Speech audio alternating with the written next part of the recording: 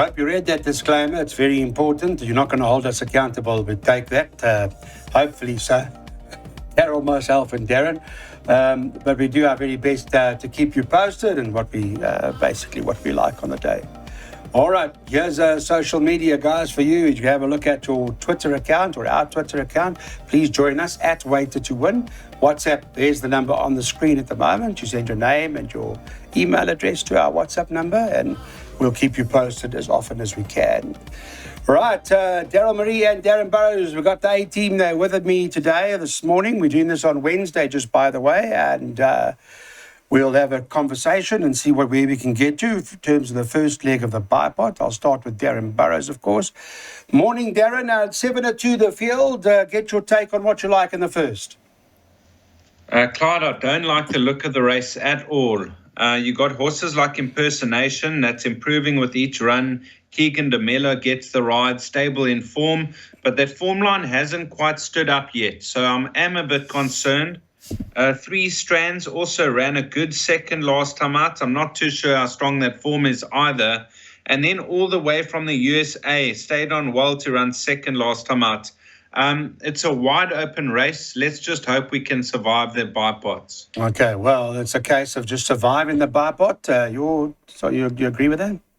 But I think number 3 Memorial Day is certainly going to be suited by the step up in trip. She's by the flying the flag out of a dam that won over 2,000. So I think the 1,700 is certainly within her reach, and she's probably going to be more effective over this sort of trip. Gavin Lorena sticks with her.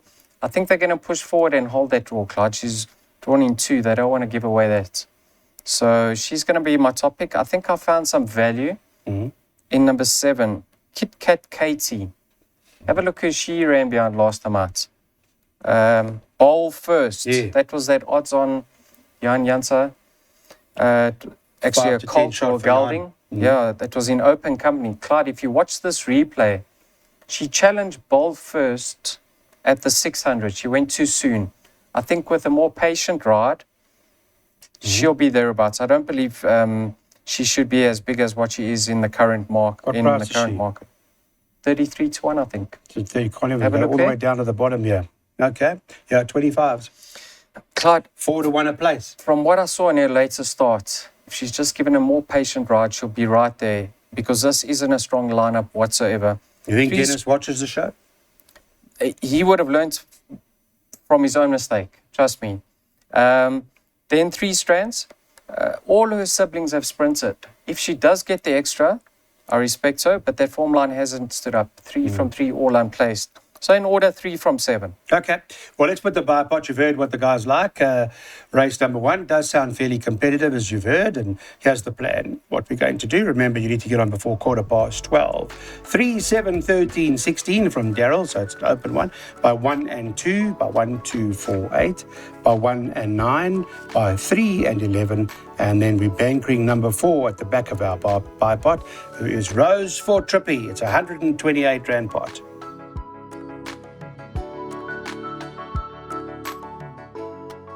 Okay, guys, let's get on to the second race. It's a plated race, graduation plate. Good to see those type of races. Perhaps an opportunity for those who want to have a bet on the nose, so to speak, to get a bit of money. And you look at the highest rated horses. In this case, Swing Upon a Star's a 106, Karangutang's a 104. And it's between the 2, Darren, I would imagine. And which of the 2 do you prefer? Clyde, I like Karangutang. You know, if we had races over 800 meters, he would probably be a 5-time winner by now, because he only goes for 800-900 meters. So I'm hoping that he's held up for the final 200 and then accelerates and finds that extra, because he really looks the right horse. He's well weighted, everything in his favor. The obvious danger is Swing Upon a Star. If this was 1,200 meters, I would make him a penalty kick. But the 1,000, Karangutang might get first run on him. Yeah, and a cracking run, of course, to take a North Karangutang. Will that be good enough for you? Yeah, he came out and won the Grade 3 Labella. Yeah. There's no doubt, like Darren touched on, he's more distance suited. But he has had his issues at the start in the past. He needs a clean break. And he's obviously the horse to beat. But I've got healthy respect for number 1, Swing Upon a Star, Clyde. He's been rested and gelded. that run to Tamarisk. I know he's earned his rating over slightly further, but the run to Tamarisk Tree was nearly franked with I Am Giant. I thought he was very unlucky not to have won yesterday, in my opinion. Clyde, have a look at his penultimate start. He ran beyond Moon Shining Through. Now, I have to touch on this, Clyde. Moon Shining Through, I don't know how she was allowed to run yesterday. In my opinion, she didn't move well down to the start whatsoever. I thought... but I mean, the question is, does she normally go down? Like, we don't know. I don't know, Clyde. Maybe that's how she goes down to the start, you know. Personally, the writing was on She the lost wall. a lot of ground. Because she was sore coming out of those pens. She only warmed up in the latter stages of that race. Clyde, that's my opinion, and I've been watching racing for close on 35 years now. So I think I'm a fair judge of the well-being of a horse. Clyde, shoot me down in flames if you want to. But yes, either or. You can bank it either or. Okay. It's interesting. It's between those two races. Sean Terry also been in good form. Johan Janssen van Vuren obviously kept the race alive because he's got 4 of, how many runners in here? 6? Yeah, there is a comment with regards to the 4 of here. And have a look 7. at the rating. She's actually well in over here, Clyde. Who? Who are you referring to, sorry? The filly, number 4, highest honour. Okay. But he does say she'll need the run. She's been off the track for 534 days. Yeah.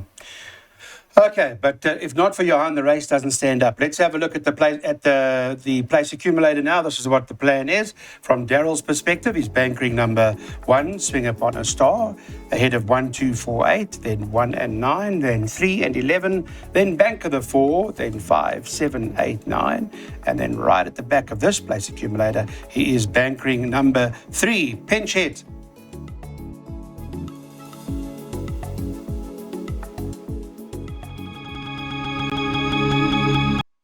Third race on the card. That means it's Pexex time, and having a look at the third in terms of what the plan is here. It's run over the 1,600 metres, and we'll chat to Darren Burrows about the race. It is a novice handicap, so make a note of that. But Darren, you've always been a fan of Toffus. Every time it runs, you tend to like it quite strongly. You give it a chance. It's 17-10 favourite to win on Thursday. This being recorded on Wednesday for those of you who don't know. What's your take today, for this particular outcome? Clyde, I've always thought a lot of this horse Toffus, and last time out it was an encouraging return to form. Now Jimmy Don passed him, and he came back at Jimmy Don on the line. We saw Jimmy Don come out to win the Secretariat Stakes comfortably next time out. Now obviously the concern has to be the mile, because he's been the mile trip twice and he faded out of contention. But I do believe there was issues there, because he was rested after the 1 run after a mile, and then he made his comeback where he wasn't himself. The manner in which he stays on over 1450, only gets into the race late. I believe he's going to be suited by the mile this time around, and I'm taking my chances and bankering him. Yeah, okay. Can we put our head down, Toffus? Clyde, I've expected more from the son of Pomodoro. I've also got my doubts over a mile. He should hold Future Wolf. But I think Future Wolf, Clyde, will appreciate the step back to a mile. And he had excuses in his later start. He's only got 52 to shoulder. He is 1 kilogram under suffering, so this is a novice handicap, Clyde. Have a look at number 2. Weren't you impressed with this son of Wiley Hall? Last time out, he beat Gabby Somer's horse. Yes. Who looked to be absolutely cruising. Brave Viking. You would have taken any price at the 400. Correct. And this horse ran away from him in the latter stages. Could be anything. He could be anything. He's only got 54.5 to shoulder. Yeah. And he certainly should have stripped fitter from that start. He was extending at the finish. He could appreciate the mile. So I'd like to see how he goes. And then Thunderstone, he's damn one over a mile. He obviously brings strong form into this race. He's having his peak start. I won't exclude him out of my perms. If you beat Toffus, I think anything can win. Yeah. So there's a doubt, there's stamina doubt, yeah. I think, Toffus on Jimmy Don's well above average. There's no doubt about that. He's a very good Yes, horse. Clyde, that, like Darren touched on, I mean, he came out to win the Secretariat. Yeah. He beat Aravadicho. Aravadicho came out and ran second in the Tony Ruffle. Yeah, so the Yeah, form's Royal solid. Victory. He's got the strongest form. You're just coming worried into about this race. distance. Yes. Okay, so there's a bit of stamina doubt. Let's put some exotics up, which is Darren Burrows pick 6. Darren's taking his chances. He's prepared to bank Toffers on that Jimmy Don run. We haven't got any other bankers from Darren's side. And for 270 Rand, you can get 10%.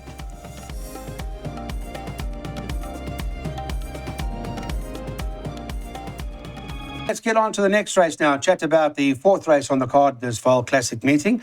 We're doing this on Wednesday, everybody, and it is a jackpot opportunity for you. It's first jackpots. Where In Cahoots is top of the boards at 22-10.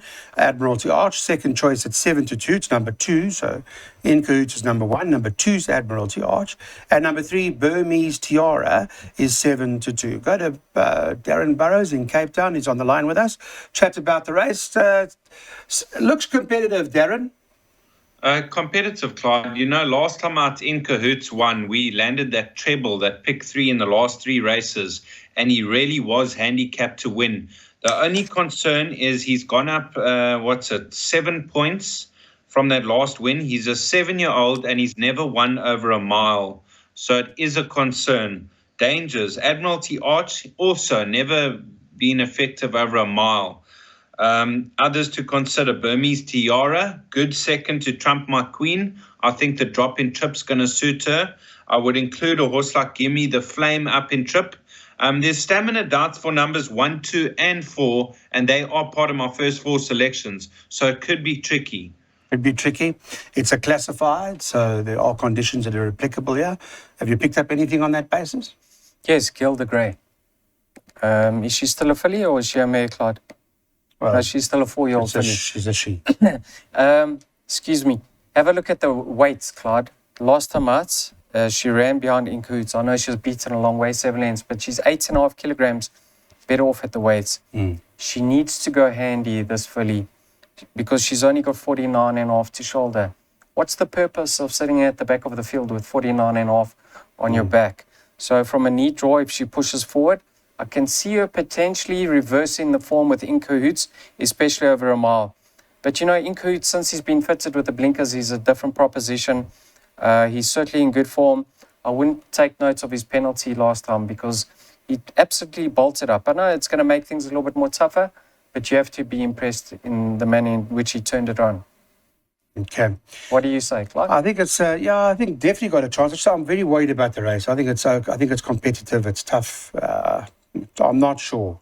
I don't know about what stables are in and not and out of form at the I don't moment. know. People telling me Fawny's gone off the boil. I have to agree with that. A couple of months ago, left, right, and centre, whatever, they were booting them home. But there are still horses bubbling just under. Yeah, and been away as well, so maybe back in action now. But if you do like it, also Gilda Grey, that's not a problem for anybody. It's an open race, and this is what we are going to recommend that you guys do. This is Darren's suggested jackpot. First leg looks like this. Here we go. Here are the numbers: 1, 2, 3, 4, 9, and 10. We're putting all of those in. Second leg, we're going with 2, 3, 4, 5, 7, 8, 9, 10. Then we're going 3, 4, 5, 6. And the last leg, we're going 5 and 7.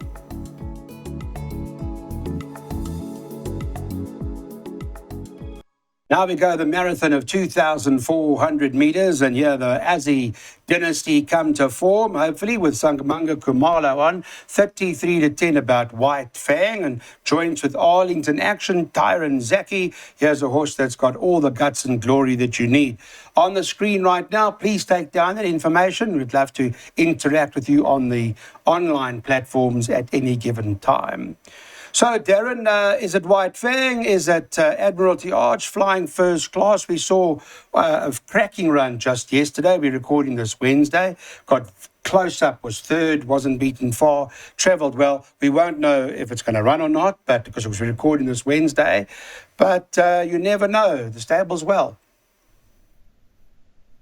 Yes, Clyde, you know, there's nothing separating White Fang and Arlington Action on collateral form. So 3 and 4 have to go in. A horse like Great Affair ran third to Aruma Gum in the Racing Association. I thought that was a cracking effort. You had a horse like Marching On Together just ahead of him. So 3, 4, and 8 for the short list, but I played wider in the pick 6. Okay, this is a middle stakes. So Darren has gone wider in the pick 6. Perhaps it doesn't end with the top end of the market, or what do you think? Yeah, we see things differently, Clyde. I'm very bullish on number 3 of White Fang. And his comeback starts on a soft track. He needed it. He's going to strip fitter on a firmer track. I think he's going to take a power beating. He clearly holds Arlington action on paper.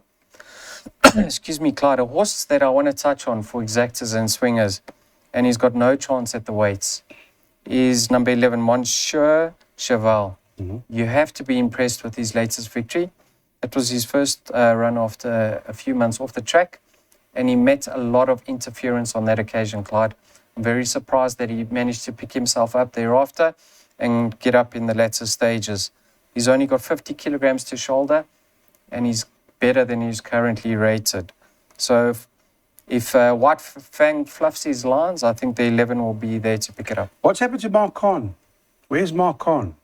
He rode this to victory last time. I know. But and lately, where's he been? I haven't really followed. He's on and off. Yeah. Okay, so Monsieur Cheval's 14 to 1 at the moment. That's from Darryl's side. But White Fang is the horse to beat. There's got to be. We don't know if Flying First Class is going to run because we're doing this Wednesday. But if you don't know, he did run a cracker on Tuesday. Here's what we want to do in this particular event. Darryl's going 2 runners, White Fang and the 11 horse Monsieur Cheval, ahead of 4 and 5 in the second leg. Then 5, 7, 8, 9, 10, and then 3 and 7. So it's a 40 Rand jackpot if you get it right, and you maybe can afford to take it a few times. Who knows? Could be a great day.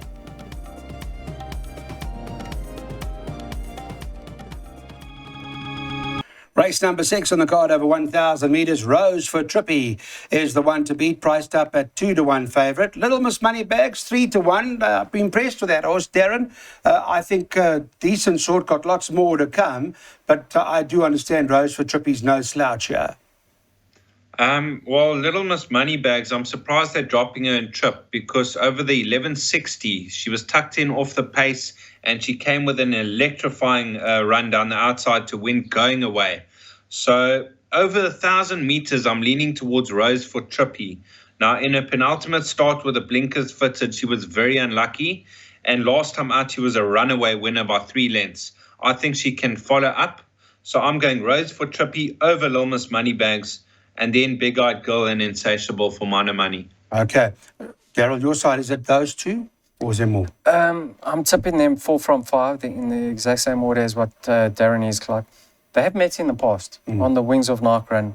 Rose for Trippy on that occasion was desperately unlucky. Little Miss Moneybags is 2 kilograms bit off for a 2 1/4 length beating. She's lightly raced. And I think she's a bit different filly now that they've dropped her in or been giving her a chance, Clyde.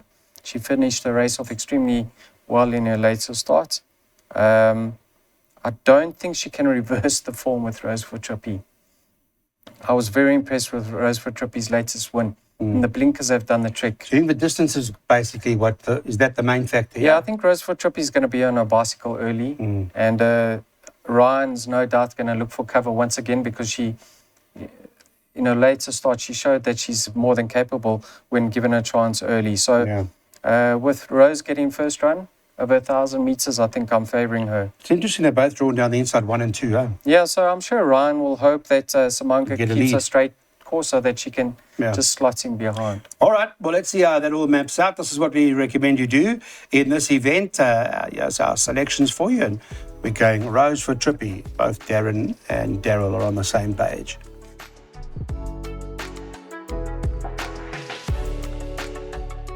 This is a fillies and mares divided handicap at the 69 level. So we've said it before, these kind of races can throw up any sort of result. It is over 1,000 metres, the 7th race on the card. From a market perspective, on Wednesday, and if you're watching this race time, it'll give you an idea what's shortened and what's drifted. Number 5 in the ether, 22 to 10. 7 beaded gown is 28 to 10. 10 Big City Girl is 6 to 1. And the 3 on the card, Prey Upon a Star, is 7 to 1. Is in the ether the right one, Darren? Clyde, she is the right one in the race. You know, her last 3 starts have been impressive. Her penultimate start in Cape Town, I thought very unlucky. She couldn't get a gap. She absolutely took off at She's My Captain. And we've seen that form line, 2 runners, 2 winners. Last time out, she was run off her feet and flew up to win. I think she's suited by the 1,000 because they go fast. She sits in and she comes off the bit at the 600 and then she finds that extra. So off the same rating, I think in the ether, over Beaded Gown for second. Okay. Grant Maroon and Philisandim Mqoli is going to be rated as the horse to beat. Is that correct? Clyde, you know, I have to have respect for this filly now. I've never really rated her. You know, she was beaten in numerous work riders events at short odds. I'm really surprised to see that she's gone on with things and she's clearly improving with racing. So I'm not going to rule her out. If you like her chances, like Darren said, you have to have respect for Beaded Gun. I think I've found a little bit of value over here, Clyde. Now, once again, Fani Bronkhorst. Let's see how the stable's going today. But this filly, Clyde, was as high as a 69. She's down to 68. But I'm really keen to see how she goes in over a 5 furlong event. She travels so well in her races. I think she'll enjoy just being run off her feet a bit. And she'll be doing her best work late. Which one are you talking about? Number 9, Red Carpet Girl. So I'm going to say have a place bet on the 9 Red Carpet Girl. I'm expecting her to finish in the money. Okay, there we go. Red Carpet Girl, perhaps the right one to go for in this particular race. In terms of value, we're talking about places and all that sort of stuff. In the ether, however, both Daryl and Darren agree, improved with racing and is the horse to beat. Okay, so we want a bit of value in a race like this, a handicap at this level. What are we going to do? Here's the plan. We're going with number 9, Red Carpet Girl, who's priced up to win. If you want to have a win bet, priced up at 20 to 1. That's got to mean 3 to 1 a place. Our last race today. Let's see what the plan is here. I know Daryl's got something for us that he likes very much and very strong, over 1,200 meters. Darren, I'll start with you. Meteoric's 33 to 10 favourite. That's number 2 on the card. Number 3, Pinch Hit is 4 to 1. 7 to 1, the 1, Cool Winter. 7 to 1, the 7, Rattlebag. And 7 to 1, number 9, Back to Basics. Where are we with you, Darren? Well, the value lies with a horse like Written in Stone off his current rating. I know he's returning after a bit of a break, but if he holds his position from a 3 draw and 53.5, let's just see how he goes down to the post, because often he doesn't move too well. Pinch Hit, one of the horses to beat on his good recent form. He's very capable of winning this type of race. Meteoric, now second to Melech last time out, was a good effort, but a 9-point penalty for that second, so it won't be as easy. Okay, so there are a few in here. I hear you from your side. What's your Shruti? No, I don't have a Shruti. I thought you did. I think Pinch Hits is very close to a penalty kick. Okay, well, that's a Shruti. Clyde, look at this combination of Fani and Gavin's statistics. They've teamed up together 21 times for 7 victories. They've got a 33% strike rate of ending up in the winner's enclosure. Gavin sat on his back once before, and he was victorious. Last time out, I think, in my opinion, he was a bit unlucky. He should have finished close on that occasion. He went in, he came out. I just think this race is tailor-made for him. I hope the stable's running well on the day, and I think he'll take a power beating. I've got respect for Rattlebag, the 4-year-old filly. You know, it appears every time she's wanting further, but whenever they bring her back to the 6 furlongs, she runs her best races. She gets into the race very late. She's been over the course and distance twice before for 2 seconds. From that wide draw, from that 8 draw, she's just going to be tucked in once again, and she'll be doing her best work late. She'll run into the money. But I think Pinch Hit on his best form is worth a few pennies. Okay. Pinch Hit then, perhaps. Well, the last time Gavin Larena rode Pinch Hit was when it won. Yes. Last time he rode it. So that's interesting. Pinchet, the one to beat, and that's our choice, I guess, as you can see from Daryl's perspective. Currently on Wednesday, priced up at 4-1, but likely to start favourite.